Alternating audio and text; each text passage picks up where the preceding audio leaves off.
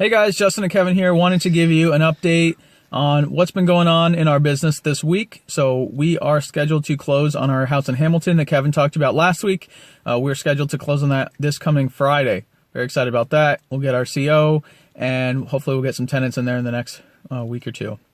So today we went and looked at 5 different houses, all in the Hamilton, Trenton, and Lawrenceville area.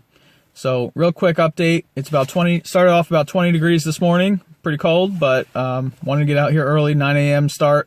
And so the first one we saw, we actually didn't see at all because when we pulled up, both the front door and back door were screwed shut with plywood on top. So there was no way that we were going to get in. We didn't see a lockbox, even though we set this one up through the MLS. So we're not really sure what's going on there. Then we went over to Hamilton and saw a duplex. We were only allowed in 1 unit downstairs. The tenants wouldn't let us in upstairs, but the part that we did see, there were a lot of issues. Apparently there's an unpermitted oil tank in the basement that's no longer in use, but there's gas lines there. Then a bunch of deferred maintenance issues where the current landlord is not really taking care of that place. Seems possible. There's a lot of issues, probably some code issues, but if we got it at the right price, it might be worth it.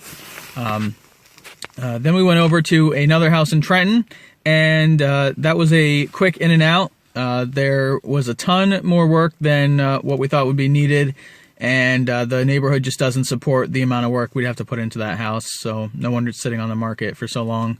Then we went over to Hamilton again. We saw another duplex. This one is fresh on the market, but this one is needs a top to bottom renovation. So we're going to go back and run our numbers on that one, see if it makes sense. But I mean, it's sort of mismatched layout, and some things started and stopped in there. So there's a ton of issues with that one. But if the numbers make sense, then maybe we'll make a good offer on it, and it could be a good flip project for us.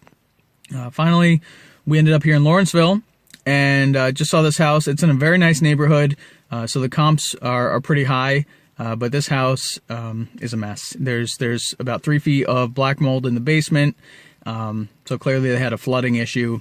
There is a roof leak. There's water running down all the walls inside. All the hardwood floors are buckled up, and needs obviously new kitchen, bathrooms, and everything. So this would be a big house, big project, big gut renovation.